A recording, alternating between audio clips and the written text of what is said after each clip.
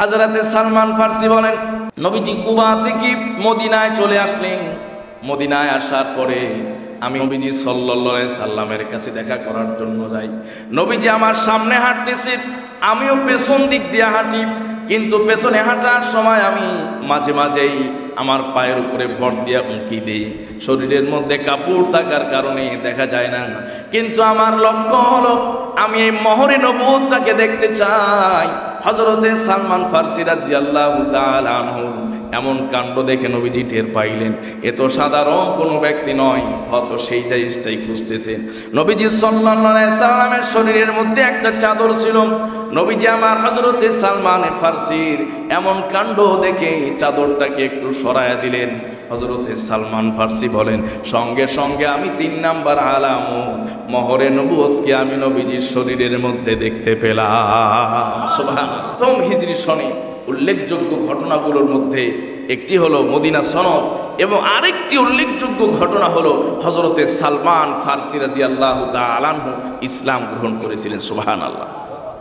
বলতে পারেন, হুজুর একজন ব্যক্তির ইসলাম গ্রহণ করা এটা আবার উল্লেখযোগ্য হয় কিভাবে? একজন ব্যক্তির ঈমান শুধু উল্লেখযোগ্য নয়, পুরা পৃথিবীর সমস্ত সম্পদের চাইতে আল্লাহর কাছে প্রিয়। কথা বলুন ঠিক কিনা? আর হযরতে সালমান ফারসি রাদিয়াল্লাহু তাআলা আনহু ইসলামের জন্য, ঈমানের জন্য যে ত্যাগ, যে কোরবানি, হযরতে সালমান ফারসি রাদিয়াল্লাহু আনহু বলেছেন যে আমি সর্বপ্রথম খন্দকের যুদ্ধে অংশগ্রহণ করেছি, এরপর থেকে আর কোনো যুদ্ধ আমি ছাড়ি নাই। সকল গজওয়াতে, সকল জিহাদে আমি অংশগ্রহণ করেছি, কারণ এর আগে আমি ইসলাম কবুল করার সুযোগ পাই নাই। সুবহানাল্লাহ। তিনি ব্যক্ত করেন এইভাবে, হযরতে সালমান ফারসি রাদিয়াল্লাহু তাআলা আনহু পারস্যের ইস্পাহানের বাসিন্দা ছিলেন। তার বাবাও ছিলেন একজন অনেক বড় মানুষ এবং ধনী মানুষ। আগুনের পূজা করতেন, অগ্নি পূজক ছিলেন, অগ্নি পূজা করতেন, আগুনের পূজা করতেন। হযরতে সালমান ফারসি তার একমাত্র সন্তান। সন্তান কি তিনি তার মতো বানাবেন, তিনিও যেমনটা বড় অগ্নি পূজক, সন্তানকেও ঠিক তেমন একটা অগ্নি পূজক বানাবেন। আমরাও যেমন চিন্তা করি ডাক্তারের ছেলে সব চাইতে বড় ডাক্তার বানানোর চেষ্টা করে, কথা বলেন ঠিক কিনা? ঠিক তেমনি ভাবে মাস্টারের ছেলে মাস্টার হওয়ার জন্য চেষ্টা করে, ঠিক ইঞ্জিনিয়ারের ছেলে অনেক সময় ইঞ্জিনিয়ার বানানোর জন্য চেষ্টা করা হয়, আলেমের ছেলেদেরকে আলেম বানানোর চেষ্টা করা হয়। বাবা যেই কাজে বেশি স্বাচ্ছন্দ্য বোধ করেন, নিজে যেটাকে গ্রহণ করে আত্মতৃপ্তি অনুভব করেন, সন্তানদেরকেও সেই জিনিসে উদ্বুদ্ধ করেন। তিনি তার বাবা যেহেতু অগ্নি পূজা করেন, আগুনের পূজা করেন, তার কথা হলো আমার সন্তান আমার চাইতেও বড় আগুনের পূজারী হবে। হযরতে সালমান ফারসি বলেন, একজন দাসীকে যেইভাবে ঘরের মধ্যে আটকে রাখা হয়, আমার বাবাও সেই অগ্নি পূজার যে ঘর ছিল আমাকে সেইভাবে সব সময় আবদ্ধ করে রাখত। দুনিয়ার হালচাল বলতে আমি কিছুই বুঝতাম না, দুনিয়ার সাধারণ মানুষের সঙ্গেও আমার পরিচয় ছিল না। এমন একটা কঠিন পরিস্থিতি, হঠাৎ আমার বাবা বড়লোক মানুষ হওয়ার কারণে বড় একটা বাড়ির কাজ ধরেছেন, একটা ঘর নির্মাণ করবেন, একটা বড় বিল্ডিং নির্মাণ করবেন। ওই নির্মাণ কাজে আমাকে কোনো এক প্রয়োজনে সেখানে আমাকে প্রেরণ করেন। ওই জায়গায় যাওয়ার সময় রাস্তার মধ্যে খ্রিস্টানদের একটা গির্জা আমি লক্ষ্য করলাম। দুনিয়ার কোনো আওয়াজ, দুনিয়ার কোনো কথা আমি শুনে অভ্যস্ত নই, যেহেতু সব সময় আমি ঘরের মধ্যে আবদ্ধ থাকি। কেমন যেন আমার কাছে ওই আওয়াজটা অনেক ভালো লাগলো। আমি সেই জায়গায় চলে গেলাম। যাওয়ার পরে দেখলাম কয়েকজন মানুষ নামাজ আদায় করতেছে। আমার কাছে মনে হলো ওই আগুনের পূজার চাইতে খ্রিস্টানদের এই নামাজটা অনেক উত্তম। সুবহানাল্লাহ। হযরত সালমান ফারসি বলেন, এইভাবে লম্বা ঘটনা হযরত আব্দুল্লাহ ইবনে আব্বাস রাদিয়াল্লাহু তাআলা আনহু বর্ণনা করেছেন, একটা হাদিস, বিশাল লম্বা হাদিস। হযরতে সালমান ফারসি রাদিয়াল্লাহু তাআলা আনহু বলেন যে যাওয়ার পরে আমার হৃদয়ের মধ্যে রেখাপাত করলো যে আমি সারাদিন আগুনের সামনে বসে থাকি। এমনভাবে আমার বাবা আমাকে আগুনের পূজারী বানিয়েছে যে সারাদিন রাতে 1 সেকেন্ডের জন্য যেন আগুন নিভে না যায়, এভাবে আমাকে আগুনের পেছনে শ্রম দিতে হয়।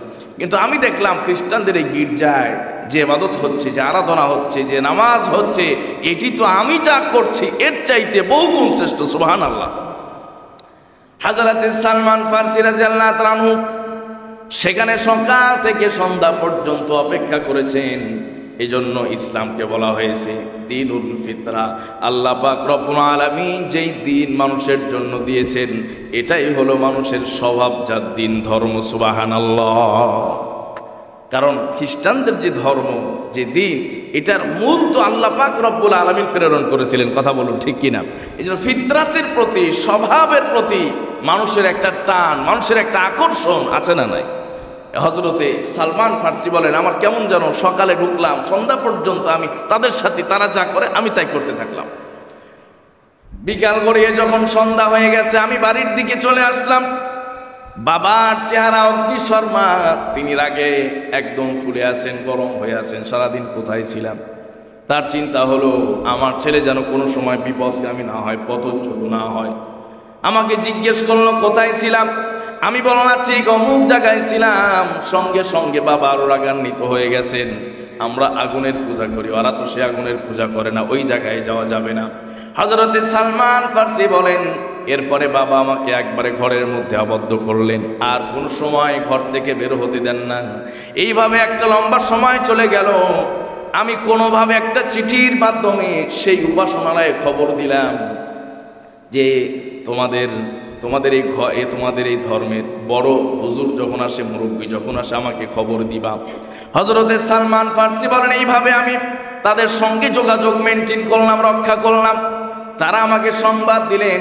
আমি আমার যেই শেকল ছিল, ঘরের দরওয়াজা ছিল, এগুলোকে ভেদ করে আমি সেখানে চলে গেলাম। যাওয়ার পরে তাদের সঙ্গে আমার মোলাকাত হলো, কথাবার্তা হলো। আমি জিজ্ঞেস করলাম এই ধর্ম কোথা থেকে এসেছে? তারা বলল এই ধর্ম সিরিয়া থেকে এসেছে। সঙ্গে সঙ্গে আমি মনস্থ করলাম এখানে নয়, এখানে আমার জন্য নিরাপদ নয়, যেহেতু আমার এলাকা আমার বাবা দেখে ফেলবেন। এই জন্য আমি সিরিয়ায় যাওয়ার জন্য মনস্থ করলাম।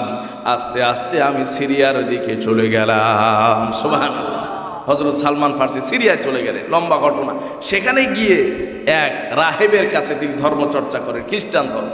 সেই রাহেব ছিল ধোঁকাবাজ, মানুষের টাকা পয়সা আত্মসাৎ করত, মানুষ তার কাছে দান করত, সেগুলো মানুষের জন্য বিলি না করে, খরচ না করে নিজে পুঞ্জীভূত করেছিল। এরপরে তার মৃত্যুর সময় সালমান ফার্সি রাদিয়াল্লাহু তাআলা জিজ্ঞেস করলেন যে আপনার পরে আমি কার কাছে যাব? তিনি আম্মুরিয়া নামক এক জায়গার সংবাদ দিলেন যে ওখানে যাবে, সেখানে আমার চেয়েও বড় ধর্মযাজক আছে। হযরত সালমান ফার্সি বলেন তার ইন্তেকালের পরে আমি সেখানে চলে গেলাম।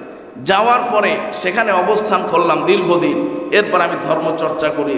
তারপরে আমি জিজ্ঞেস করলাম যে আপনার ইন্তেকালের পরে আমি কার কাছে যাব?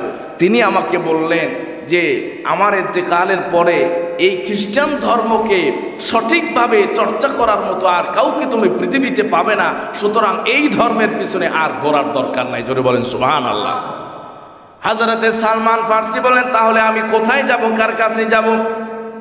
ওই রাহেব বললেন এখন হয়তো শেষ নবীজির আগমনের সময় ঘনিয়ে এসেছে, তুমি সেই দিকে যাবে।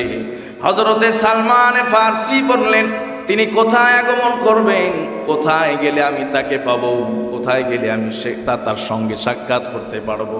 ওই রাহেব বলল দেখো তিনি তো আরবে জন্মগ্রহণ করবেন, তবে এমন একটা জায়গার দিকে, এমন একটা এলাকার দিকে হিজরত করবেন যে এলাকার মধ্যে পাথর বেশি থাকে আর খেজুরের গাছ বেশি পাওয়া যায়। সুবহানাল্লাহ।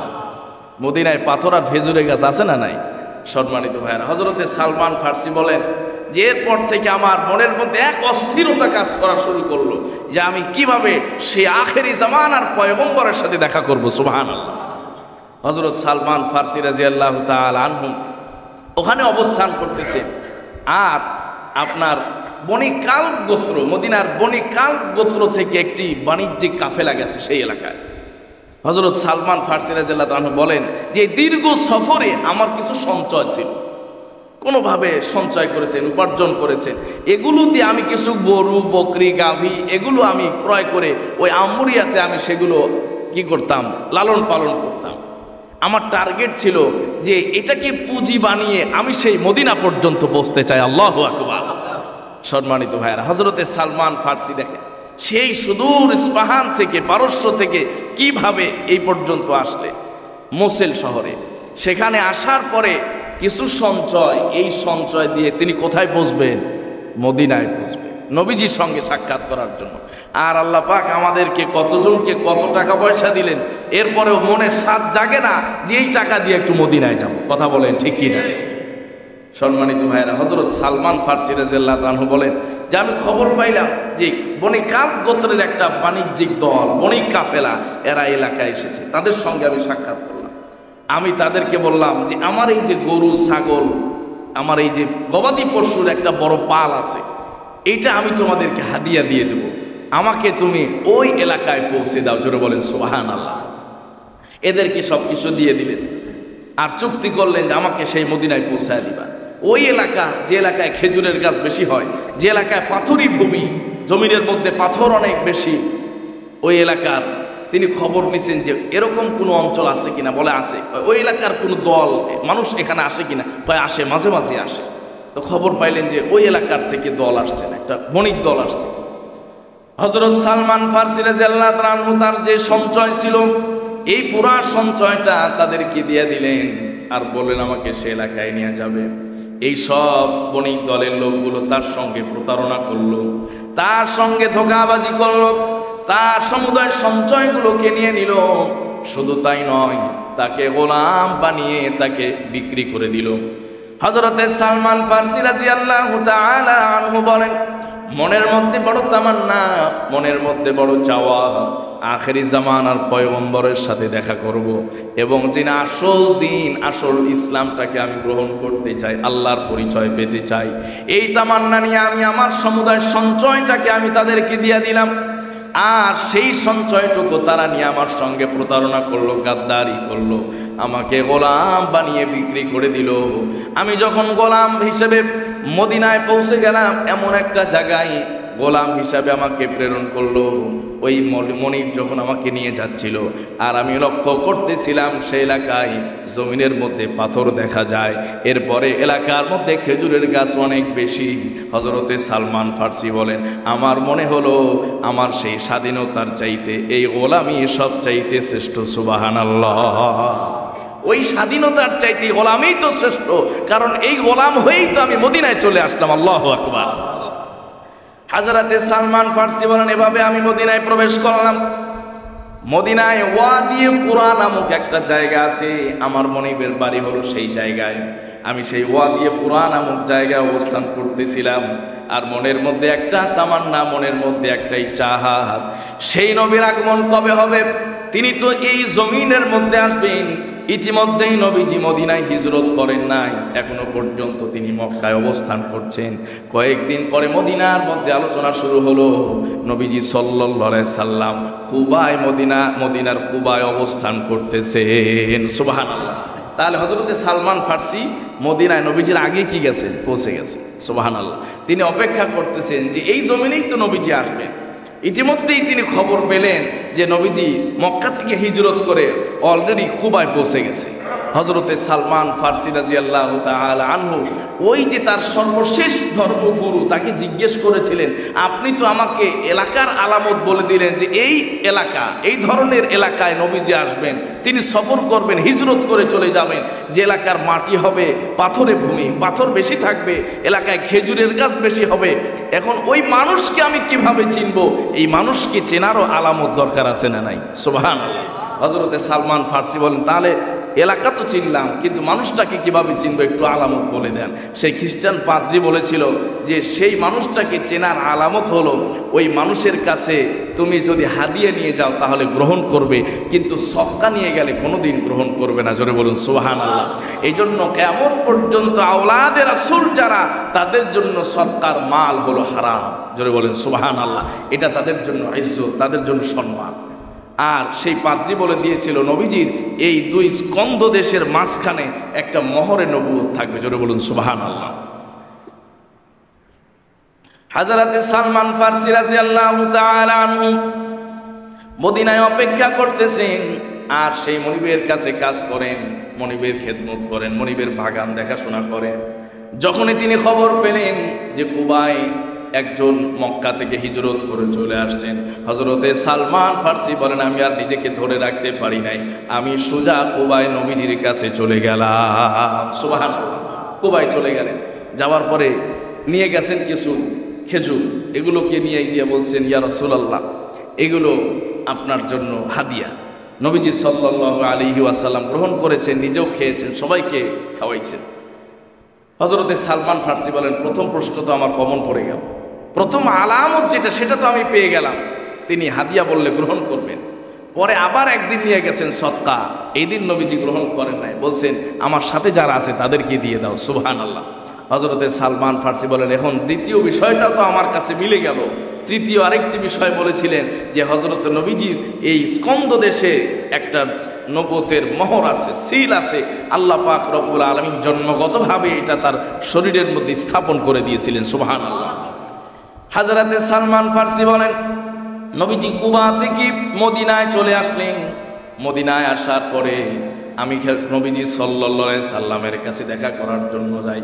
নবীজি আমার সামনে হাঁটতেছে, আমিও পেছন দিক দিয়ে হাঁটি, কিন্তু পেছনে হাঁটার সময় আমি মাঝে মাঝেই আমার পায়ের উপরে ভর দিয়ে উঁকি দিই। শরীরের মধ্যে কাপড় থাকার কারণে দেখা যায় না, কিন্তু আমার লক্ষ্য হলো আমি এই মোহরে নবুয়তটাকে দেখতে চাই। হযরতে সালমান ফার্সি রাদিয়াল্লাহু তাআলা আনহু এমন কাণ্ড দেখে নবীজি টের পাইলেন, এ তো সাধারণ কোনো ব্যক্তি নয়, হয়তো সেই জিনিসটাই খুঁজতেছেন। নবীজি সাল্লাল্লাহু আলাইহি সাল্লামের শরীরের মধ্যে একটা চাদর ছিল। নবীজি আমার হযরতে সালমান ফার্সির এমন কাণ্ড দেখে চাদরটাকে একটু সরায়া দিলেন। হযরতে সালমান ফার্সি বলেন, সঙ্গে সঙ্গে আমি 3 নাম্বার আলামত মোহরে নবুয়তকে আমি নবীজির শরীরের মধ্যে দেখতে পেলাম। সুবহানাল্লাহ। এই নবীজিকে বললেন, ইয়া রাসূলুল্লাহ, আমাকে আপনি কালিমা পড়ায়া মুশাররফ বা ইসলাম করে দেন। জোরে বলেন সুবহানাল্লাহ। এইভাবে হযরতে সালমান ফার্সি রাদিয়াল্লাহু তাআলা মদিনায় এসে ইসলাম কবুল করেন। সম্মানিত ভাইয়েরা, ইসলামের ইতিহাসে একজন মাত্র সাহাবী আল্লাহ পাক রব্বুল আলামিন তাকে 200 বছর হায়াত দিয়েছিলেন। সুবহানাল্লাহ। ইসলামের আগে ছিলেন 100 বছর, আর ইসলাম গ্রহণ করার পরে তিনি আরো 100 বছর বেঁচে ছিলেন। সুবহানাল্লাহ। এই জন্য এই হযরতে সালমান ফার্সির ঘটনাও ইসলামের ইতিহাসে অনেক উল্লেখযোগ্য ঘটনা। হযরতে সালমান ফার্সি রাদিয়াল্লাহু তাআলা আনহু নবীজি সাল্লাল্লাহু আলাইহি সাল্লামের কাছে যাওয়া আসা করেন। এই বিস্তারিত ঘটনা নবীজিকে শোনাইলেন। নবীজির মনের মধ্যে চাওয়া তামান্না হলো, এত কষ্ট করে একজন মানুষ মদিনায় এসেছেন, তিনি গোলাম হয়ে থাকবেন, এটা নবীজি বরদাস্ত করতে পারেন।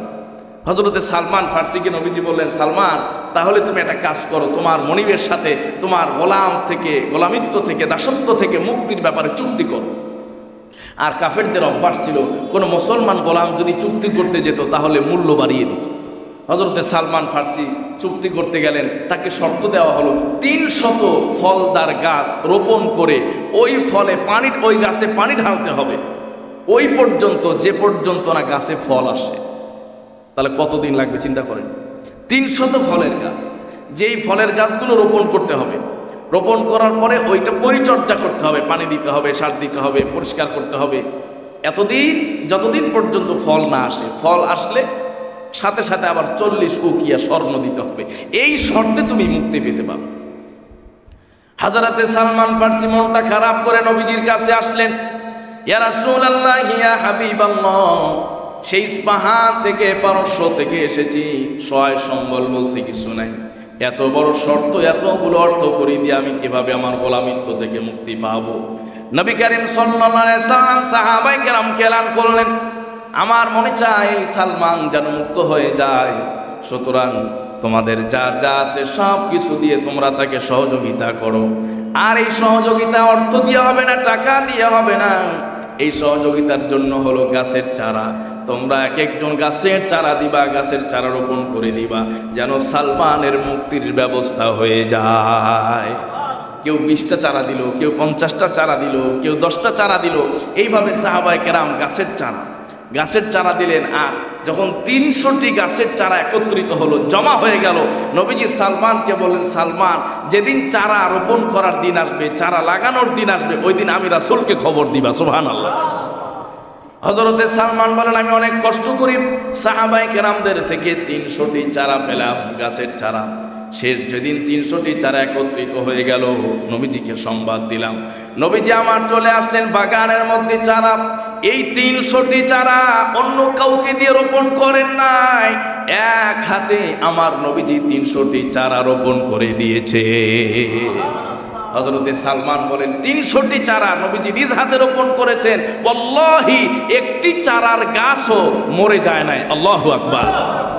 যেই গাছে নবীজির হাতের স্পর্শ লাগে ওই গাছে কি আর ওই গাছ কি মরতে পারে? কথা বলে। হযরতে সালমান ফারসি রাদিয়াল্লাহু তাআলা আনহু বলেন 300টি গাছ একসাথে লাগানো হলো এবং এত অল্প সময়ে এই গাছ ফল দিল, কোনোদিন জীবনে আমরা কল্পনাও করতে পারি নাই। জোরে বলেন সুবহানাল্লাহ। হযরতে সালমান ফারসি রাদিয়াল্লাহু তাআলা আনহু বলেন যে 300 গাছ তো পাইলাম, পানি ঢাললাম, পরিচর্যা করলাম, প্রায় ফল দেওয়ার কাছাকাছি বয়সে চলে আসলো, এখন 40 উকিয়া স্বর্ণ পাবো কোথায়? এই স্বর্ণ তো কম না। কোন এক জিহাদ, কোন এক যুদ্ধ হলো, কোন এক জিহাদে নবী করিম সাল্লাল্লাহু আলাইহি ওয়াসাল্লামের কাছে ছোট্ট একটা স্বর্ণের টুকরা আসলো গনিমতের মাল হিসাবে। যেই স্বর্ণের টুকরাটা একবারেই ছোট, একবারে নিতান্ত ছোট। নবী করিম সাল্লাল্লাহু আলাইহি ওয়াসাল্লাম সাহাবায়ে কেরামকে বললেন, আমার সাহাবীরা তোমরা যদি বলো এই ছোট্ট টুকরাটা আমি সালমানকে দিয়ে দিব, যেন সালমান তার গোলামি আর দাসত্ব থেকে মুক্তি পেয়ে যায়। সাহাবায়ে কেরাম বলেন, ইয়া রাসূলুল্লাহ আপনি যেটা ভালো মনে করবেন সেখানে আমাদের কোনো প্রশ্ন নাই।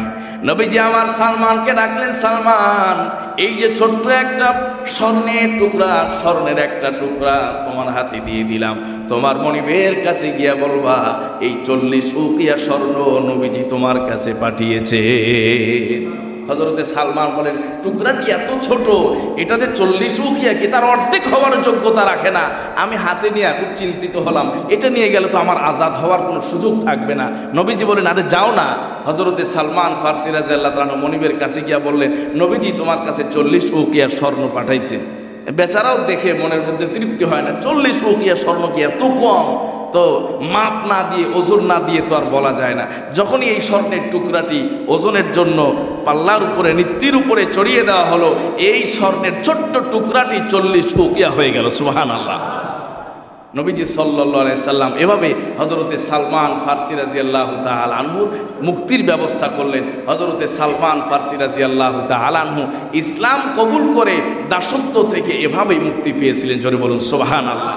হযরতে সালমান ফারসি বলেন যে আমি সেই খন্দকের যুদ্ধ অংশগ্রহণ করেছি, এরপর থেকে আর কোনো যুদ্ধে আমি অংশগ্রহণ করা বাদ দিইনি। সম্মানিত ভাইয়েরা, আমরা আলোচনা করেছি যে খন্দকের যুদ্ধে যে খন্দক পরীক্ষা খনন করার যে পরামর্শ, এটিও কিন্তু হযরতে সালমান ফারসি রাদিয়াল্লাহু তাআলা নিজেই দিয়েছিলেন। কথা বলুন ঠিক কিনা? তো হযরতে সালমান ফারসি রাদিয়াল্লাহু তাআলা আনহুর ইসলাম গ্রহণের ঘটনা, এটি ছিল হিজরতের প্রথম বর্ষের এক ঐতিহাসিক ঘটনা।